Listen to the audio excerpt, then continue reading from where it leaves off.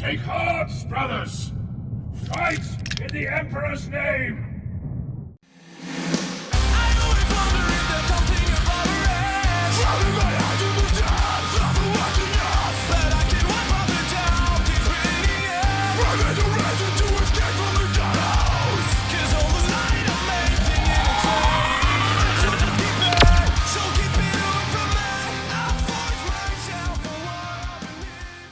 Salut les wargamers, rôlistes et autres, j'espère que vous allez tous bien.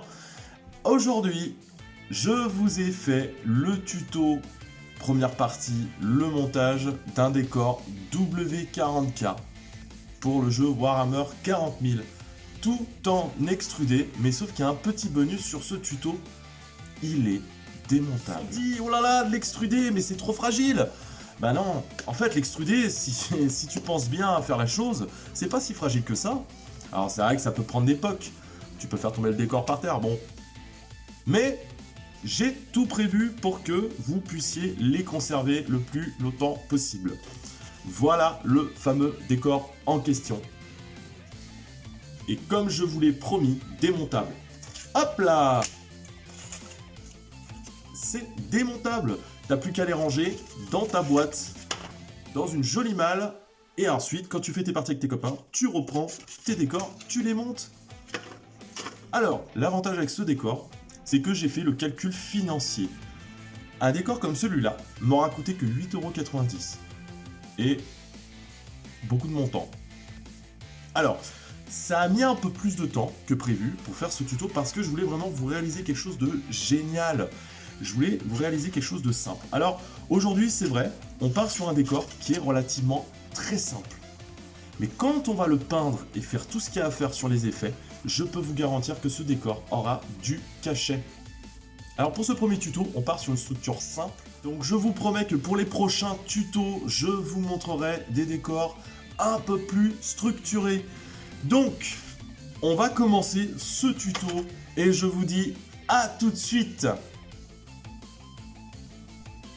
Alors pour commencer ce tuto, je le répète, je sais que je suis chiant là-dessus, beaucoup me le disent.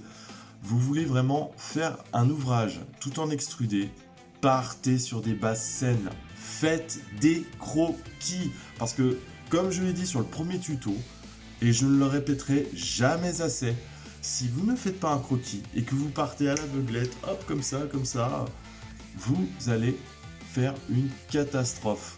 Alors, quand je dis croquis, vous voyez, bon, on part sur quelque chose de relativement simple. Vous voyez, c'est un décor très simple. Un croquis, un griffouillon. T'es pas obligé d'être un mec qui a fait les beaux-arts, qui sache dessiner. Tu dessines vraiment, tac, tac, tac, tac, et tu regardes ce que tu peux faire. Le croquis est essentiel pour partir sur des bases saines, pour pouvoir réaliser vos ouvrages. Bon, alors, on commence aussi par la partie la plus rasante de ce tuto, la découpe. Alors, j'ai coupé un peu au montage parce que, bon, on va pas s'amuser à montrer toutes les pièces découpées. Donc, on découpe toutes les pièces qu'on aura besoin pour votre ouvrage. C'est hyper simple. Donc, toutes les pièces que vous allez prédécouper seront des pièces essentielles que vous aurez mis sur votre croquis pour toutes les cotes différentes. Après la découpe, vous avez le montage. Alors, pour commencer, on commence toujours un montage à blanc sans colle. Parce qu'après, on peut se louper. Alors, vous verrez bien que je commence d'abord à blanc. Je regarde, je dispose mes pièces, je regarde comment je vais faire. Petite astuce, un détail près.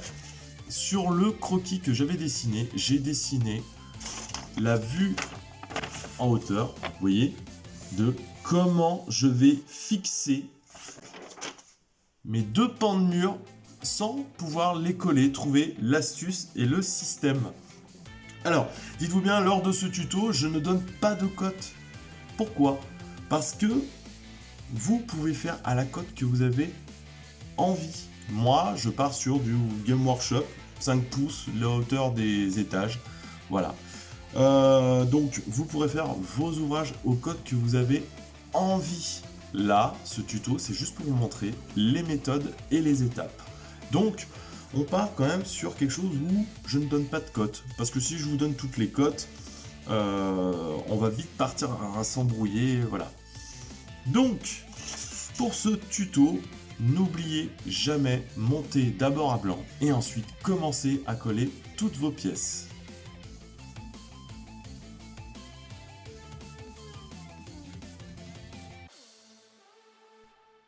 Une fois que vous avez fini le montage à blanc, vous allez pouvoir prédécouper toutes les pièces et faire le montage avec la colle. Vous pouvez constater que là, je commence par mes pièces d'emboîtement pour pouvoir emboîter ensuite les deux pans de mur. Voilà, une fois fini, voilà ce que ça vous donne une fois collé.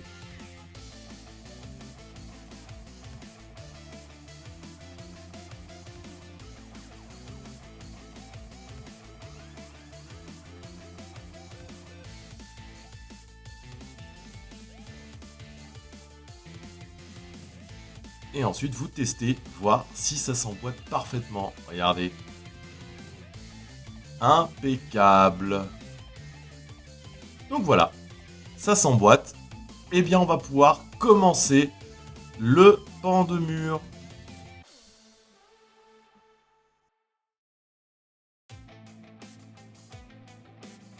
Ensuite, vous commencez à prédécouper toutes les pièces que vous allez avoir besoin pour votre pan de mur.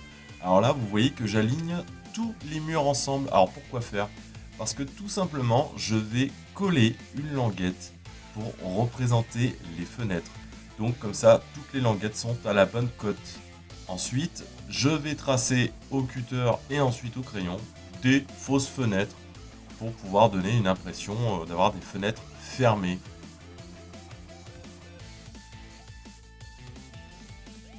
Une fois toutes nos fenêtres faites, vous pouvez coller tous les pans de mur.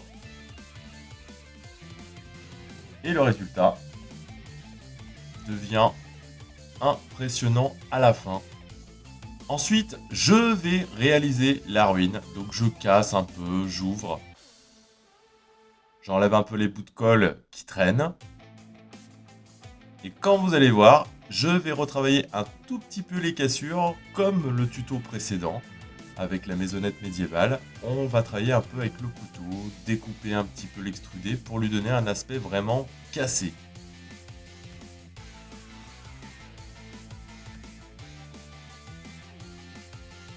Et voilà.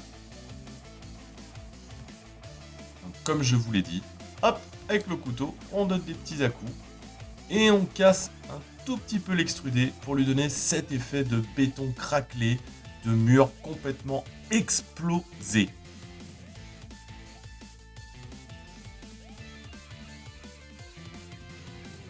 Et ensuite, avec mon crayon, je vais réaliser des fissures, des trous de balles, enfin, des trous de balles, je pense que vous avez compris, hein, des perforations de balles, voilà.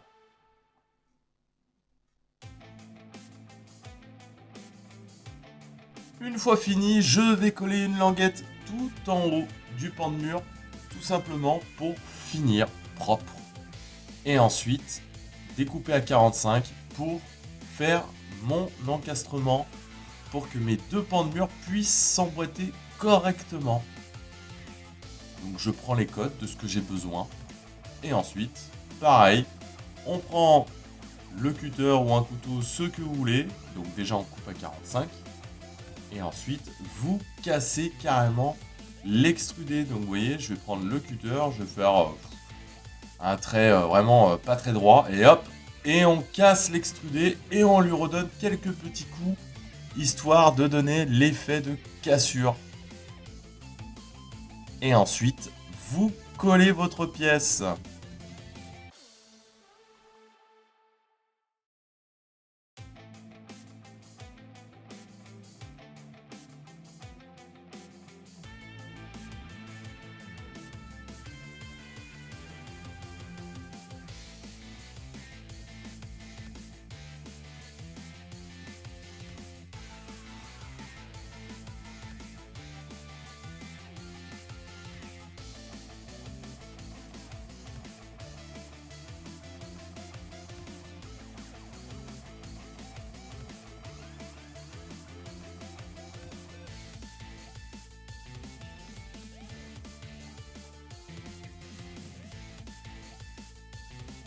Une fois cette étape finie, on va s'attaquer au dessus, à l'étage. Alors je prends une figurine généralement pour voir à peu près la taille des fenêtres, à combien je devrais couper.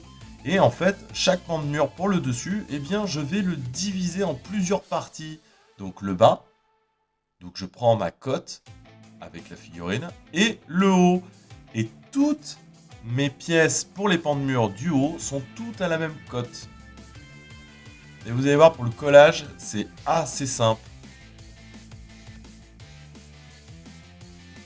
Donc je mesure.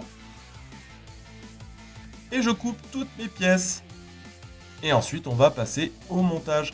Alors, pour ce qui est du début du pan de mur, on fait le même procédé que en bas. On va le préparer. Une fois fait, on va pouvoir coller toutes nos pièces ensemble.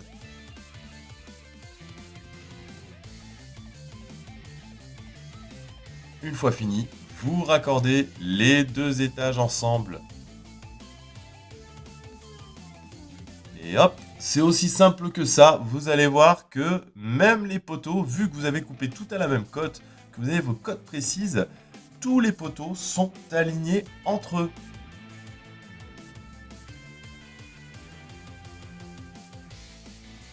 Et voilà. Maintenant, on va s'occuper de mettre des languettes pour le sol. Pour l'étage, pour qu'il puisse se fixer sans être collé. Donc je regarde avec ma figurine si tout passe. Impeccable, le fuseur il passe tranquillement et en bas c'est pareil. Voilà, ça va donner un semblant de réalisme un petit peu à votre figurine quand même.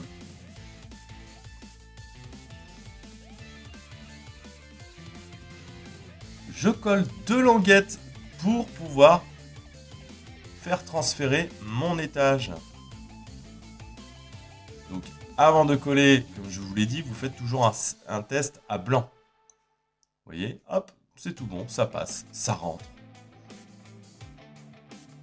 Une fois le test terminé, vous en collez vos pièces.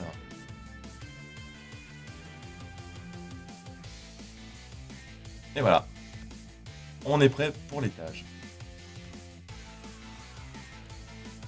Ensuite, vous allez pouvoir mettre toutes les bandes qui sortent du béton. Donc certains appelleront ça, je pourrais pas vous dire le nom alors précisément.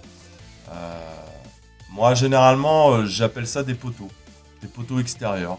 Bon, c'est mon jargon un peu de maçon. Donc je vais prédécouper à 4 pouces. Donc 1 pouce de moins de l'étage. Et ensuite, toutes couper mes bandes à 45 degrés au début.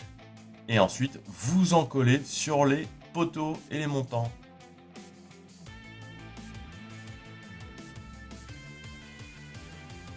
Et voilà.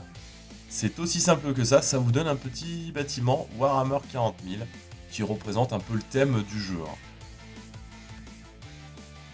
Alors, une fois terminé, vous allez casser ceux qui font partie de la ruine. C'est-à-dire que là où il y a les extrémités du mur qui sont pétées, et bah faut les péter aussi parce qu'il faut donner un peu de réalisme. N'hésitez pas à donner des coups de cutter, de couteau, ce que vous voulez.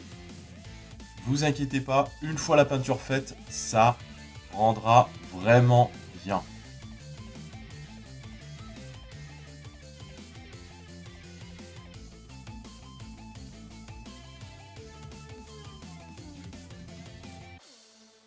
Une fois terminé, regardez ce que ça donne. Et voilà. Pour ce pan de mur, c'est terminé. Alors, pour le deuxième pan de mur, vous faites la même étape et hop, c'est fini. Sauf que, à la différence, il n'y aura rien, il y aura juste du plat. Ça y est, on a fini le montage. C'est le moment le plus fatidique de mon tuto. Est-ce que tout ce que je viens de vous dire, est-ce que ça marche vraiment? Est-ce que on peut faire un décor qui s'emboîte? Bon, on y va. J'espère que ça marchera vraiment. Allez, on a nos 2 pièces assemblées. Alors à votre avis, est-ce que tout ce que j'ai fait, ça a servi à quelque chose? Attention, messieurs, dames, hop, on va cadrer, parce que là, c'est un moment fatidique, c'est un moment historique que nous allons vivre. Est-ce que ça va marcher, mon idée?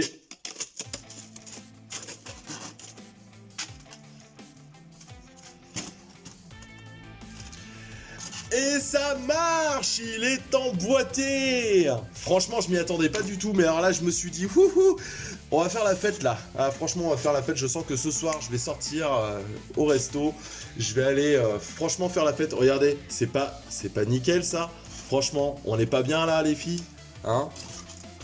Allez, regardez, hop, et on enlève. Ça s'emboîte. Donc, tout est réalisable avec l'extrudé. Franchement, il n'y a rien à dire. Je vous dis à tout de suite pour la suite du tuto.